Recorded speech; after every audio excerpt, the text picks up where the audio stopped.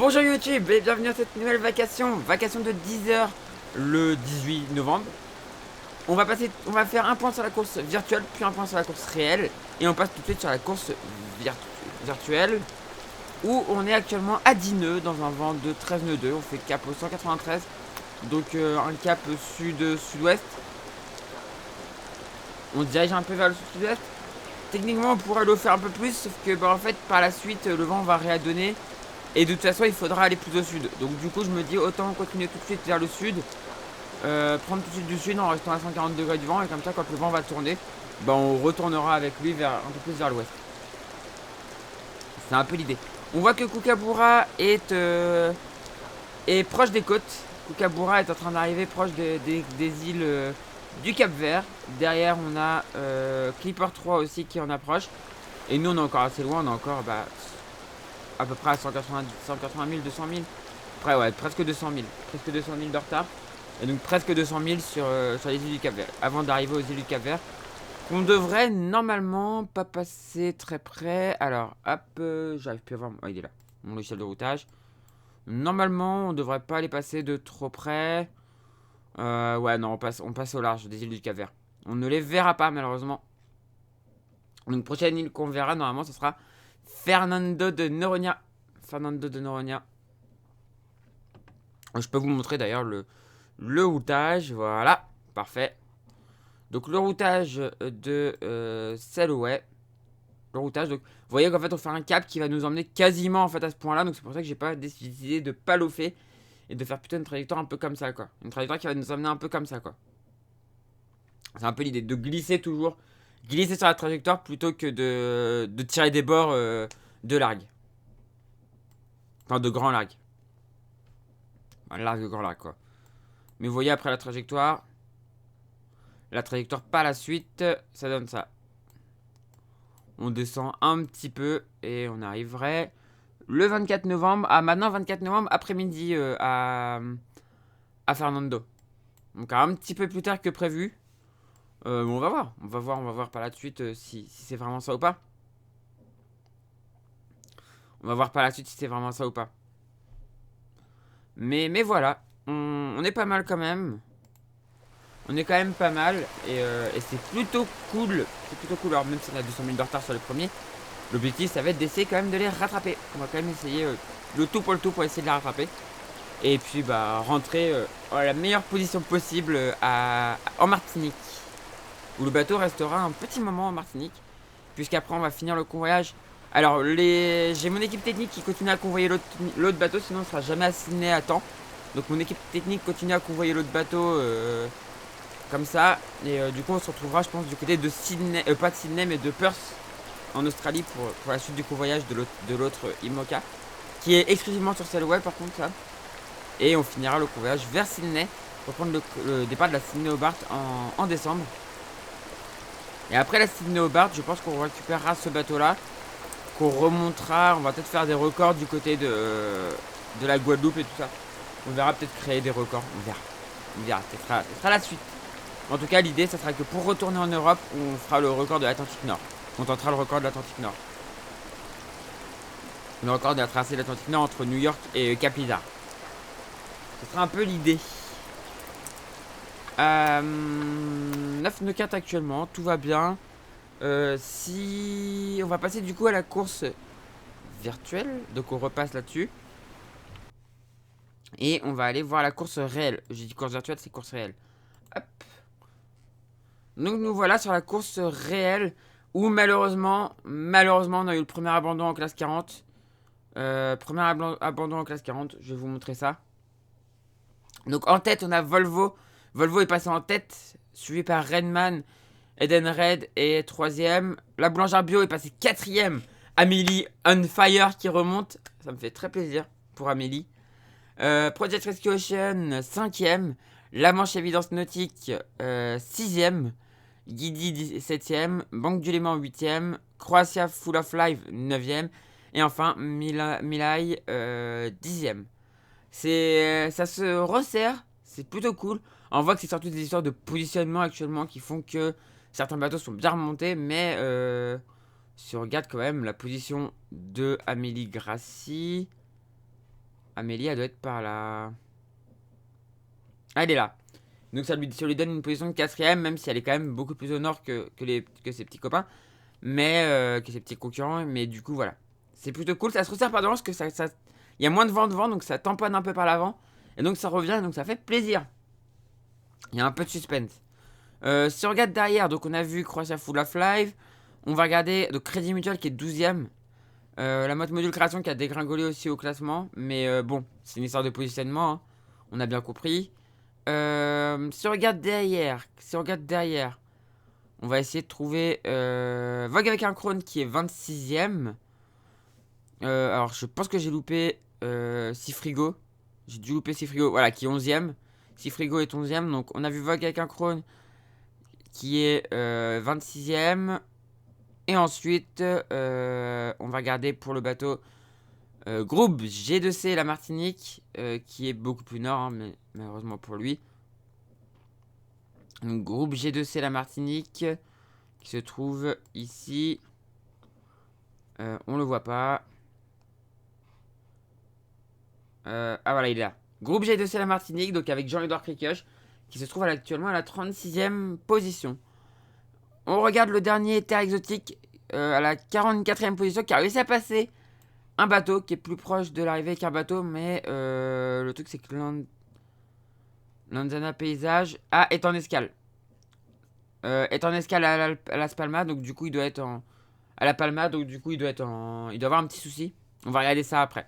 Et malheureusement l'abandon de HBF Reforest Action, donc de Quito de Pavan et de Gwen Glick, Glick, je sais pas comment on dit.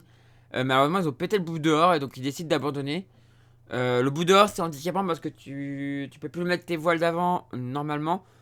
Mais il y a des solutions normalement. Tu peux arriver à bricoler un truc à l'avant en fait. Si tu arrives à faire une prise en fait sur l'avant du bateau, à la limite du bout dehors en fait, tu peux des fois arriver à quand même mettre des voiles. C'est ce qu'ils font sur les IMOCA des fois. Quand ils ont le bout dehors qui pète, c'est déjà arrivé plusieurs fois. Ils mettent le SPI. Par exemple, Sébastien Jess en 2004 avait mis le SPI sur l'avant du bout dehors. Enfin, sur l'avant de l'étrave. Avait réussi à accrocher son SPI sur l'avant de l'étrave. Je sais pas si c'est possible en classe 40, mais en tout cas, bon voilà. Ils ont décidé d'abandonner et donc de rentrer à leur port d'attache, donc en Méditerranée. Donc ça va leur faire une longue route. Ça va être très long pour eux là. Je sais pas ce que j'aurais fait. Je sais pas si j'aurais décidé d'abandonner ou de continuer. Personnellement, je suis plutôt quelqu'un qui va jusqu'au bout, au bout des choses. Donc je pense que j'aurais continué. En bricolant un truc, mais je pense que j'aurais continué. Après, voilà, c'est une décision qui se respecte. C'est une décision qui se respecte. Et du coup, bon courage à eux pour le retour. On va regarder chez les IMOCA maintenant. Linkedot est toujours en tête. Suivi par Charal à 51 000 et Apizar un peu distancé à 57 000. C'est pas énorme, hein, c'est vraiment pas très loin.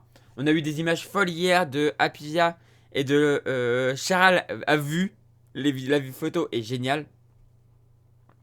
Et donc voilà, on voit qu'il y a de l'écart. Un tout petit peu d'écart, mais c'est pas énorme. On voit que du coup, il y a Linkedot qui est dans le poteau noir. Hein. Clairement, il est bien dans le poteau noir. Là, il a 7 nœuds. On voit les trajectoires qui sont pas du tout régulières. Mais il va pas tarder à en ressortir. Hein. On voit que il est pas très large le poteau noir. Donc normalement, ça devrait aller. Mais on voit que les trajectoires sont pas régulières. Ils sont actuellement à 7 nœuds 9. Et derrière, ça va à 13 nœuds et 13 nœuds 6. Donc ça revient par derrière. Ça va revenir par derrière. On voit que Charles va un peu plus vite. Mais on va voir par la suite si ça continue ou pas. Si ça continue à aller plus vite ou pas. Voilà, l'objectif c'est de sortir le plus vite possible du poteau noir. Pour ensuite pouvoir aller à Fernando de Noronha. Et derrière on voit que ça continue à avancer. Il y a du coup Ebac qui a bien une pénalité. On avait vu qu'il avait passé dans la zone du DST d'Ouessant. Il a bien une pénalité à réaliser avant l'équateur. Donc on verra quand est-ce qu'il va la réaliser. Pour l'instant elle n'a pas l'air d'avoir encore été réalisée. Donc à voir. Et derrière, on voit du coup, on va revenir du dernier vers le premier. Les laboratoires du Biarritz avec Time for Ocean à la bataille. Là, on a des bateaux un peu isolés, le compagnie du Lee, Agility et Groupe C1 qui sont un peu isolés. Et derrière, toujours la bataille entre MACSF et la Micaline qui reviennent sur les deux non-foilers qui sont Costume Lantana Paysage et groupe Apicil. Et devant, c'est une bataille entre foilers, donc entre Nexence et Corum l'épargne. Puis entre Maître Coq, Fortinet Best Western et Prismian Group. Ensuite, encore 3 foilers avec Initiative Care qui a un peu en avance sur Arkea Paprec et Eleven Hour Racing Team Malama. Et ensuite, les 3 premiers qui se battent surtout la bataille entre Charal et Apusia. Mais on va voir s'ils vont réussir à revenir. Et est-ce que Linkadot va vraiment être beaucoup arrêté? S'il est beaucoup arrêté, ça va permettre aux autres de derrière de revenir et donc de relancer le match jusqu'à l'arrivée. On voit que derrière, il y a un peu d'écart, mais ça va. Là, tous les bateaux, du coup, font route vers le sud, passent très à l'est, passent le pot noir très à l'est.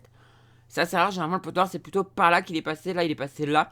C'est assez rare, mais du coup, ça va leur offrir un très bon angle pour aller sur Fernando de Noronha. On va passer aux Ocean 50. C'est Ocean 50, c'est Primonial qui est en tête, qui a passé Fernando de Noronha. On voit qu'ils viennent à la limite de la zone interdite d'Amérique du Sud. Alors, celle-là, je ne sais pas à quoi elle sert. J'ai bien une idée. Alors, je pense qu'il y a une histoire aussi. Il y a plusieurs choses. Les risques d'OVNI, parce qu'il y a l'Amazon qui se jette et donc qui rejette beaucoup de morceaux de bois et tout ça. Donc, il y a peut-être ça. Et il y a aussi que par ici, il y a la Guyane.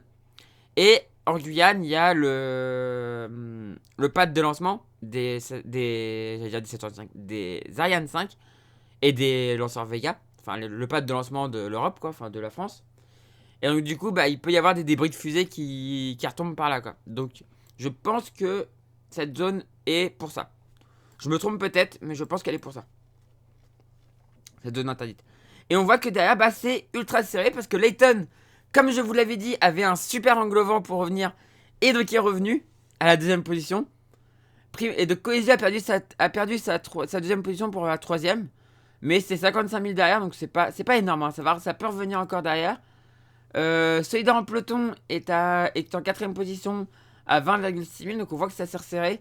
Malheureusement, les petits doudous a pas réussi à revenir aussi fort que ça, mais à 23 nœuds quand même, donc ça peut encore se jouer. 116 000. J'ai l'impression que ça s'arrête un peu par devant, donc à voir. Et derrière, par contre, toujours très loin pour Groupe GCA qui a réussi à repartir et qui du coup distance Arkema 4 qui est dernier. Et je suis déçu pour Arkema, quoi. Je suis déçu d'Arkema. Mais on verra dans les prochaines courses. Faut pas en tirer de conclusion. Leur objectif, du coup, maintenant, ça va être le deuxième passage du poteau noir. Et finalement, quand on regarde ce qu'il y a là, on se rend compte que peut-être qu'en fait, le poteau noir, on disait oui, deuxième passage du poteau noir, ça va être plus simple. Serge disait sur le voyage à Jacques Vabre, ouais, c'est un poteau noir et demi. Enfin, voilà. Je suis pas si sûr que ça. Je suis pas aussi sûr que ça que ce soit un poteau noir et demi, tu vois. Ça peut être très violent aussi le deuxième. Ça peut être très violent aussi. Donc à voir vraiment. On va finir par les ultimes du coup.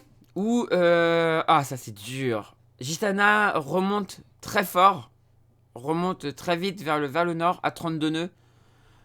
En deuxième position, on a Banque Populaire qui se trouve à 383 000. Donc c'est 3. Ils sont 3 maintenant à avoir passé Trindade. Puisque SVR l'Antarctique est à 488 000. Et est passé. Le prochain à passer, c'est le quatrième, donc c'est l'actuel ultime, qui se trouve à 773 000.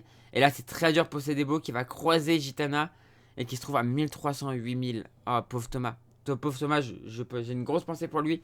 Ça doit être horrible à vivre. Ça doit être horrible à vivre quand t'es compétiteur et que tu vois et que tu recroises tes concurrents qui sont déjà en train de remonter vers l'arrivée et que toi, t'es dernier et aussi loin. Ça doit être vraiment très dur à vivre. Donc j'ai une grosse pensée pour Thomas. Courage Thomas, ça va aller. Ça va aller. Mais vraiment, je suis super triste pour lui. Voilà. Et donc du coup, l'objectif maintenant pour Gitana et pour tous en fait, c'est d'aller repasser le poteau noir. Mais comme on vient de voir, le poteau noir va pas être si simple que ça en fait. Donc va pas être aussi simple que ça. Donc ça va être intéressant ce deuxième passage. Ça peut resserrer la flotte encore. Et en vrai, ce qui pourrait, c'est que Gitana se trouve coincé et que ça revienne finalement quand même par derrière et que ça se réouvre derrière. On va regarder du coup le poteau noir dans les prochaines heures. Là, on va regarder dans 39 heures par exemple.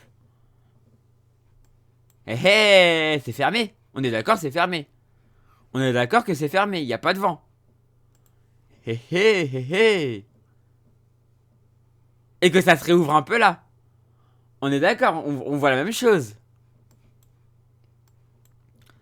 Alors attention, peut-être un nouveau coup du sort. Ouais, non, c'est très fermé quand même. Hein. C'est extrêmement fermé. Hein. Alors c'est pas vraiment le poteau, en plus, c'est encore une zone... c'est encore une zone avec pas de vent, quoi, tout simplement. C'est encore une zone de merde avec pas de vent, quoi. Donc, méga intéressant quand même. Ça risque de resserrer les choses. Il va peut-être y avoir des options. Il va peut-être y avoir des options. Donc là, ça peut peut-être rabattre les cartes. On va voir ça. On va voir ça dans les prochaines heures. Ça peut rabattre les cartes. Et bah, c'est plutôt cool. En vrai c'est plutôt cool. Bah, du coup, on va repasser à la course virtuelle. Voilà. On retourne sur celle, ouais. Avant de se quitter. Voilà, on est à 8,9. Toujours à 142 degrés du vent. On va resserrer un peu parce que c'est vrai que 142 c'est un peu bas. Voilà. 140 degrés du vent. Et du coup YouTube, c'est la fin de cette vacation du matin. Merci de l'avoir regardé. Si ça vous plaît, on fait briller le pouce bleu et on n'hésite pas à s'abonner pour ne rien rater de cette tendance agréable. Du coup je vous fais des gros bisous YouTube. Je vous dis à la prochaine. N'hésitez pas aussi à venir sur Twitch, lien en description de la vidéo. Je vous dis à la prochaine et ciao YouTube.